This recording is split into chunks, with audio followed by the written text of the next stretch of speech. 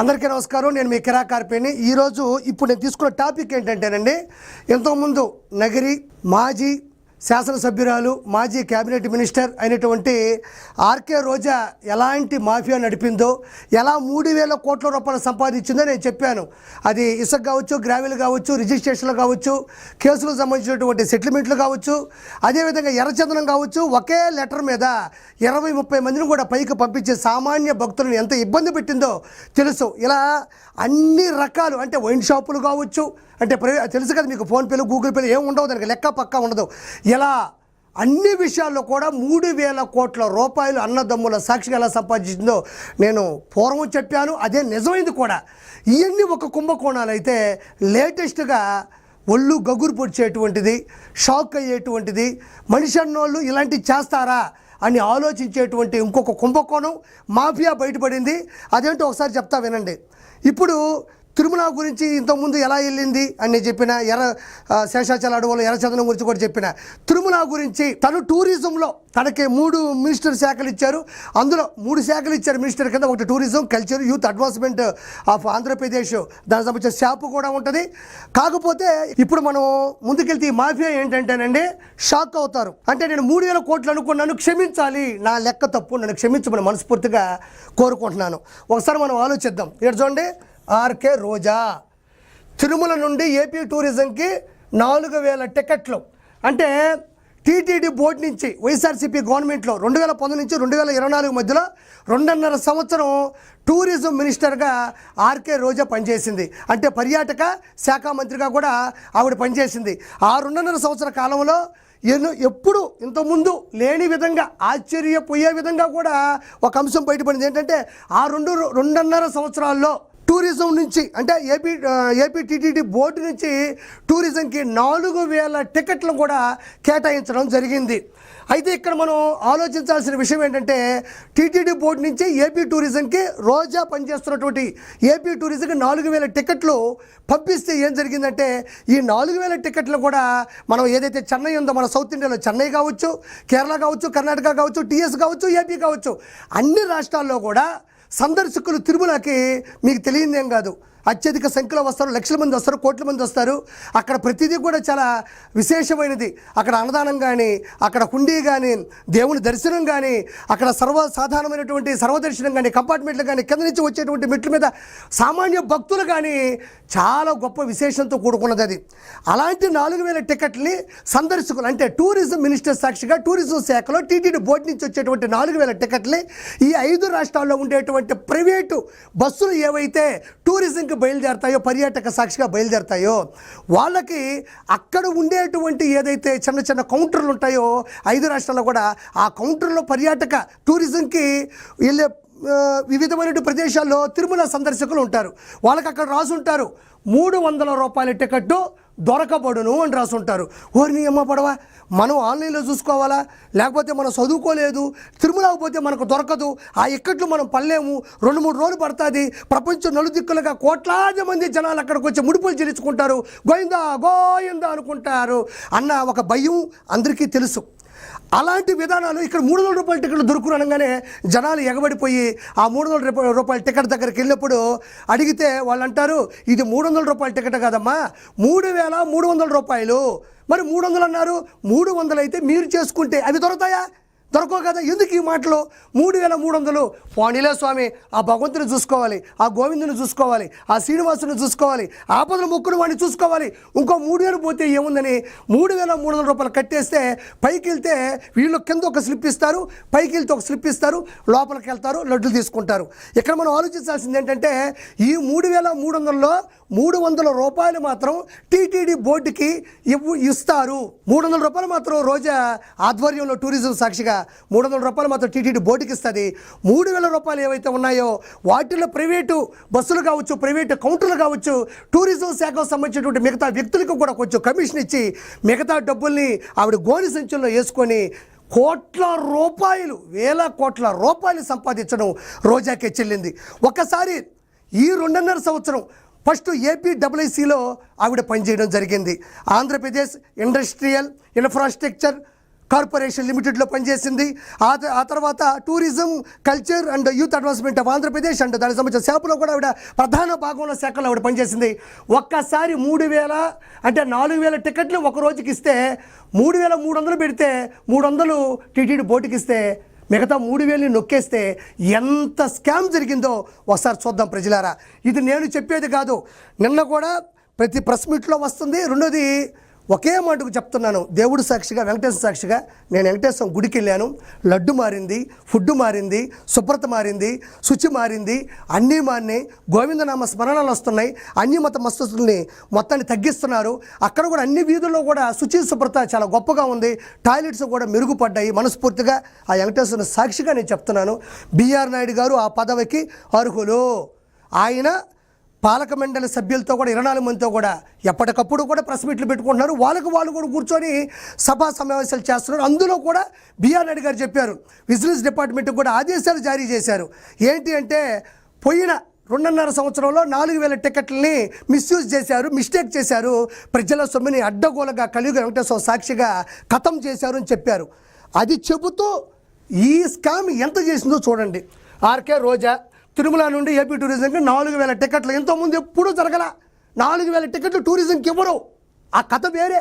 ఇక్కడ చూడండి, 300 రూపాయల టికెట్లు 3,000 రూపాయలు అంటే 3,000 ప్లస్ చూడండి, 300 రూపాయల టికెట్లు 3,300. 300 అటుపోతాయి, 300 ఈవిడికి వస్తాయి. ఈవిడ కింద వాళ్ళకి దానా వేస్తుంది. ఆ తర్వాత చూడండి, రోజుకి 1,20,00,000 ఆదాయం. కరెక్టే. 3,000 × 4,000 ఈక్వల్ టు 1,20,00,000 ఒక రోజుకి. ఇది తర్వాత నెలకు 36 కోట్లు అంటే 1,20,00,000 × 30 ఎంత అండి? 36 కోట్లు. ఇక్కడ చూడండి, గడిచిన 2.5 సంవత్సర కాలంలో సంపాదించింది 1,080 కోట్లు. ఏ ఐఏఎస్ సంపాదిస్తాడు, ఏ ఐపీఎస్ సంపాదిస్తాడు, ఏ మేధావి సంపాదిస్తాడు, ఏ తెలివినోడు సంపాదిస్తాడు, ఏ భక్తుడు సంపాదిస్తాడు, ఏ మనిషి సంపాదిస్తాడు ఈ విధంగా అడ్డగోలుగా? అంటే నేను చెప్పింది అడ్డగోలు. ఇప్పుడు ఐఏఎస్ ఉన్నాడు, అత్యద్భుతమైనటువంటి తెలివితేటలు. అంత తెలివితేటలు ఎవరికి రావు. వాళ్ళకి ఒక నిర్ణీతమైనటువంటి శాలరీ ఉంటుంది. ఎవరికైనా శాలరీ ఉంటుంది. ప్రధానమంత్రికి, చీఫ్ మినిస్టర్కి, జడ్పీటీసీకి, ఎంపీటీసీకి ఎవరికైనా ఉంటుంది. కానీ ఈవిడికి మాత్రం శాలరీతో సంబంధం ఉండదు, గ్యాలరీతోనే సంబంధం ఉంటుంది. చూడండి, 1,080 కోట్లు స్కామ్. ఒక 80 కోట్లు ఆ ప్రైవేటీకరణ అయినటువంటి బస్సులోళ్ళు వాళ్ళకి ఇచ్చిన 1,000 కోట్లు సంపాదించింది. నా బాధ ఏంటంటే తిరుమలకేమో ఒక్కొక్క పేపర్ మీద 30 మంది తీసుకెళ్ళింది. ఆ డబ్బులు వేరే. శేషాచల అడవుల్లో ఎర్రచంద్రాన్ని ఎత్తేసింది బొమ్మన కరుణాకర్ రెడ్డి, వైవి సుబ్బారెడ్డి, ధర్మారెడ్డి, జవహర్ రెడ్డి. మళ్ళీ ఆ కథ వేరే. నేను చెప్పిన 3,000 కోట్లు అది వేరే. ఇసుక మాఫియా, గ్రావెల్ మాఫియా, రిజిస్ట్రేషన్లు, కేసులు, సెటిల్మెంట్లు, ఇది వైన్ షాపులు, ఇంకా అవన్నీ వేరే. అది కాక ఇది చూడండి, 1,080 కోట్లు, 1,000 కోట్లు దీంట్లో తీసుకుంటే నా డౌట్ ఏంటంటే కలియుగ వెంకటేశ్వర సాక్షిగా ఆవిడ ఇంటి ముందు ఎంత ఫోటో పెట్టి ఉంటుంది. వెంకటేశ్వర ఫోటో వెనక కెమెరా పెట్టి ఇట్ట దండం పెడుతుంది. ఎలివేషను 1 2 3 యాక్షన్ అనగానే ఇటు జరుగుతుంది. వెంకటేశ్వర స్వామి ఎలా ఉంటే ఈవిడ తలపాక అన్నమయ్య గారి లాగా అలా నడుచుకుంటూ ముందుకొచ్చి ఆవిడ ప్రైవేట్ ఛానల్లో పెట్టుకుంటుంది. మనకు కొంచెమైనా జ్ఞానం ఉందా? మానవతావాదం ఉందా? మనం భక్తులమేనా? మనం హైందవులమేనా? లేకపోతే క్రిస్టియన్ ముసుగులో ఏమన్నా దొంగగా మారారా? నాకు అర్థం కావట్లేదు. దీనికి సమాధానం చెప్పాలా? నిజమైన హైందవ ధర్మంలో ఉండేవాళ్ళు వెంకటేశ్వర స్వామి దగ్గరికి వెళ్ళి ఆడ పొడుకుని ఆనందపడతారు, అక్కడ తిని ఆనందపడతారు. ఇంత చేసే ఈ కలియుగ వెంకటేశ్వర సాక్షిగా కిందే నగరిలో ఉండేటువంటి ఈవిడ ఇంత స్కామ్ చేసిందంటే ఎక్కడి వరకు మనం ఆలోచించాలా? అందుకదా వెంకటేశ్వర ఎగిస్తంత 7 కొండ నుంచి కింద పడి ఈరోజు 40,000 చిల్లర ఓట్లతో మనం ఓడిపోవడం జరిగింది. 164 సీట్లతో వాళ్ళు గెలిస్తే 11 సీట్లతో గ్యారేజ్ పోయినాం. ఇది మన పరిస్థితి. ఇప్పుడు మనం ఆలోచించాల్సింది ఏంటంటే అండి, ఇక్కడే 1,080 కోట్లు సంపాదిస్తే నాకు ఒక చిన్న డౌట్. ఇక్కడ చూడండి, APIIC నేను చెప్పాను, ఆంధ్రప్రదేశ్ ఇండస్ట్రియల్ ఇన్ఫ్రాస్ట్రక్చర్ కార్పొరేషన్ లిమిటెడ్లో ఎంత సంపాదించాలా? పారిశ్రామిక వాణిజ్య అభివృద్ధి సంబంధించినటువంటి శాఖ అది. దాంట్లో ఎంత సంపాదించాలా? పారిశ్రామిక, వాణిజ్య, ఆర్థిక. చూడు, ఆర్థిక ఇది ఉంటే మనం రెచ్చిపోతాం, పూనకం వచ్చేస్తుంది మనకి. రెండోది టూరిజంలో పర్యాటక. నేను ఇప్పుడే చెప్పిన, అందులో సందర్శకులు ఉంటారు. వాళ్ళు రకరకాల, ఇప్పుడు మారేడు మిల్లు ఉంది, లేకపోతే కొల్లేరు సరస్సు ఉంది, హార్స్లీ హిల్స్ ఉంది, రకరకాల విశాఖపట్నంలో ఋషికొండ ఉంది.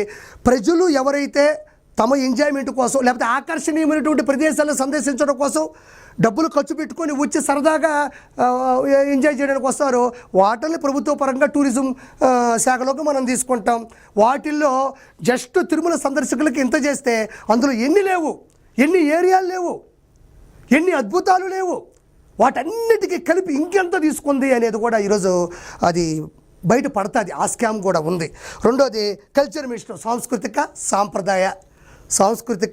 సాంప్రదాయ అంటే మన సంస్కృతి ఎలా ఉంది, మన సాంప్రదాయాలు ఎలా ఉంటాయి, వాటికి సంబంధించినటువంటి ఎలా వాటిని ముందుకు తీసుకెళ్ళాలి, ఎలా అభివృద్ధి చేయాలి, మరుగున పడిపోయి ఉంటే వాటిని ఎలా మనం జనాల్ని ప్రేరేపిత చేయాలి, కళాకారులను ఎలా ఆడుకోవాలని చేసేసారు, వాడుకోవాలి, వాళ్ళని ఎలా ముందుకు తీసుకెళ్లాలనేది ఈ కల్చర్ మినిస్టర్లో కూడా 100% ఉంటుంది. ఆ తర్వాత youth advancement and youth and sports అని ఉంటుంది. మీకు తెలియదేం కాదు, దీంట్లో కూడా నిధులు మామూలుగా ఉండవు. వాటిని ఎంత అడ్డగోలుగా పంపించారో ప్రత్యేకంగా చెప్పక్కర్లేదు. ఈ మూడు కూడా మంచి శాఖలు. ఇక్కడ గమనించినట్లయితే ఇదే టూరిజంలో వచ్చే హరిత రిసార్ట్స్లో కూడా ఆవిడ గడిచిన ఎమ్మెల్యేగా పనిచేసినటువంటి 5 సంవత్సరాల్లో కూడా, లేకపోతే 2.5 సంవత్సరాల్లో కూడా హరిత రిసార్ట్స్ నుంచే భోజనం, హరిత రిసార్ట్స్ నుంచే బిర్యానీ, హరిత రిసార్ట్స్ నుంచే మనకి వాటర్ బాటిల్, హరిత రిసార్ట్స్ నుంచే మనకి ఓన్లీ టిష్యూ పేపర్లు కూడా వచ్చాయని చాలామంది చెప్పడం జరిగింది. ఇంట్లో ఫంక్షన్లు కూడా ఏదైతే టూరిజం ఉంటుందో ఆ టూరిజంలో కూడా కల్చర్లో కూడా పూర్తిగా కలిపేసి సొంత పార్టీలు, సొంత వైభోగాలు, సొంత ఆనందాలు, సంతోషాలు కూడా పార్టీలు చేసుకోవడం కూడా జరిగింది. ఇక్కడ శాపులో కూడా స్పోర్ట్స్ అథారిటీ ఆఫ్ ఆంధ్రప్రదేశ్ సంబంధించినటువంటి బైరెడ్డి సిద్ధార్థ రెడ్డి కూడా మీకు తెలిసే ఉంటాడు. అతనితో కలిపి ఈవిడ ఇద్దరు కలిసి సంతకాలు పెట్టుకొని పిల్లకాయలకి ఏందో ఆ బ్యాట్లు మంచి బాల్ వేస్తే ఇక్కడ ఇరిగిపోతుంది, బాల్ కింద పడి పైకి వేసినప్పుడు అది పగిలిపోతుంది. దీనికి 100 కోట్ల స్కామ్ కూడా వీళ్ళిద్దరూ కలిసి చేశారు. నేను చెప్పిన 3,000 కోట్లు అబద్ధం, నేను తప్పు చేసిన, నాకు నాలెడ్జ్ లేదు, నేను ఒప్పుకుంటున్నా. ఇది చూసిన తర్వాత 10,000 కోట్ల రూపాయల పైచిలకు రోజా అడ్డగోలుగా సంపాదించిందని మనస్ఫూర్తిగా చెప్తున్నాను. ఇలాంటి స్కాములు చాలా బయటపడతాయి. చివరిగా ప్రజలకు ఒక మాట చెప్పాలి. ఒకరు ఇద్దరు ఫోన్ చేసి రోజమ్మ ఫీల్ అవుతుంది, మీకు ఆవిడకి ఏం లేదు కదా, ఎందుకు మాట్లాడడం, అంత అవసరం అంటావా, మిగతాది ఏదైనా మాట్లాడు, మిగతా ఎవరి గురించైనా మాట్లాడు అంటున్నారు. నేను ఒకటి మాట్లాడుతున్నా. రోజా గారి ఇంటికి వెళ్తే అన్నం పెడితే 10 మందికి చెప్తా, అన్నం పెట్టింది రోజా గారు బాగా చూసుకున్నారని. అదే రోజా గారు ఏదన్నా స్కిట్లోకి వెళ్తున్నప్పుడు మంచి స్కిట్ చేయి ఆర్పి అంటే నేను స్కిట్ గురించి కూడా చెప్తాను, చెప్పగలను, చెప్పింది ఒప్పుకుంటాను కూడా. కానీ చిన్న విషయం ఏంటంటే, ఇప్పుడు రోజా గారు ఒక సినిమా చేశారండి, ప్రొడ్యూసర్ గారు లేడీ ఓరియంటెడ్గా రోజా గారు సినిమా చేశారు. కట్ చేస్తే ఆ సినిమా ఫ్లాప్ అయింది అనుకోండి, ప్రొడ్యూసర్కి ఆవిడకి ఇబ్బంది అవ్వచ్చు, ప్రొడ్యూసర్కి డిస్ట్రిబ్యూటర్కి ఇబ్బంది అవ్వచ్చు. రోజా గారు ఆవిడ దగ్గర ఎంత అమౌంట్ అనుకొని అగ్రిమెంట్ చేసుకుని ఇవ్వకపోతే వాళ్ళకి అవుతుంది తప్ప ప్రజలతో ఏమాత్రం ఇబ్బంది ఉండదో ప్రజలు ఎవరు నిలదీయరు. రోజా అనే వ్యక్తి ఒక సినిమా చేస్తే ప్రొడ్యూసర్తో ఆవిడకి గొడవలు ఉండొచ్చు, లేదా డిస్ట్రిబ్యూటర్తో ఆవిడకి గొడవలు ఉండొచ్చు తప్ప ప్రజలకి ఎటువంటి ఇబ్బంది ఉండదు, ప్రజలు ఏమి నిలదీయరు. ఎందుకంటే అది ప్రజల సొమ్ము కాదు. ప్రజలు సినిమా చూసి ఇలాంటి సినిమా తీశారంటారు అని నెక్స్ట్ చూడడం మానేస్తారు అంతే. అంతేగాని ప్రజల సాక్షిగా ప్రజాక్షేత్రంలో, ప్రజాయుద్ధంలో, ప్రజాస్వామ్యంలో, ప్రజల చేత, ప్రజల కొరకు, ప్రజల యొక్క ఈ ప్రజాస్వామ్యంలో, ఈ డెమోక్రసీలో రాజ్యాంగబద్ధంగా ప్రజల దగ్గరికి వెళ్ళి, ప్రజాస్వామ్యంలో ఉంది, ప్రజల దగ్గరికి వెళ్ళి 5 సంవత్సరాలకు ఒకసారి 3 నెలల ముందే వెళ్ళిపోయి, అమ్మా నా కోటి అమ్మ, నేను రోడ్లు బాగుపరుస్తాను, పిల్లకాయలకు మంచి ఉద్యోగాలు తెస్తాను, నేను మిగతా కరెంటు కోత గురించి ఆలోచిస్తాను, నేను పిల్లకాయల భవిష్యత్తు గురించి ఆలోచిస్తాను, వృద్ధాప్య పిచ్చల గురించి ఆలోచిస్తానని ఒక ఎమ్మెల్యే సభ్యుడు ఎవరైతే ఉంటారో వాళ్ళు వెళ్ళి అడగడం అనేది రాజ్యాంగబద్ధంగా ఎలాంటి అవకాశం కల్పించిందో అదేవిధంగా వాళ్ళు చట్టసభల్లోకి వెళ్ళి తప్పు చేస్తే అసెంబ్లీ సాక్షిగా ఇక్కడ నియోజక ప్రజలే కాదు, ఆంధ్రప్రదేశ్ ప్రజలు ఓటేసులను కూడా నిలదీయచ్చు. ఎందుకంటే ప్రజల వలన గెలిచిన వాళ్ళు, ప్రజల చేత వెళ్ళిన వాళ్ళని ప్రజలు నిలదీయచ్చు, ప్రశ్నించవచ్చు, ఎదిరించవచ్చు, బెదిరించవచ్చు కూడా. కాబట్టి స్కిట్కి సంబంధం లేదు, సినిమా సంబంధం లేదు. ఇది ప్రజల డబ్బులు, ప్రజల ఓట్లు. ఇది చేస్తానని వెళ్ళావు, అది చేయకపోతే ఏ ఒక్కడైనా ప్రశ్నించవచ్చు. అందులో కిరాక్ కార్పి కూడా ఉంటాడు. రోజా గారికి కానీ నాకు కానీ రోజా గారు అనేది స్కిట్ వరకు, రోజా గారు అనేది వాళ్ళ ఇంటి వరకు, రోజా అనేది నాకు ఓన్లీ కేవలం ఈ ప్రజాస్వామ్యంలో ఈ రాజకీయం నుంచే వస్తుంది అంతే. నువ్వు గౌరవించు, చంద్రబాబు నాయుడు అంటావు, పవన్ కళ్యాణ్ అంటావు, గాడిదంటావు, అడ్డగాడిదంటావు, ఏలిటి ఎటు చూపిస్తావు. నువ్వు సంస్కారంగా ఉంటే, నువ్వు గౌరవిస్తే నేను 100% గౌరవించడానికి కాదు, తల్లి లాంటి కాళ్ళ మీద పడి ఆశీస్సులు తీసుకోవడానికి కూడా కిరాక్ కార్పి ఎప్పుడు సిద్ధమే. ఏదో మిమ్మల్ని తిట్టేస్తే నాకు పేరు వస్తుంది, మిమ్మల్ని తిట్టేస్తే నాకు షేరు వస్తుంది అని కిరాక్ కార్పి వెంకటేశ్వరుని సాక్షిగా తప్పు చేయడు. ఇది నేను చెప్తున్నా. ఇలాంటి స్కాములు ఎన్నో బయటపడవచ్చు. ఆ స్కాముని స్కాన్ తీస్తే ప్రజలు, నగిరి ప్రజలు ఆశ్చర్యపోయే అవకాశం కూడా ఉంది. Thank you so much. నేను మీ కిరాక్ కార్పిని.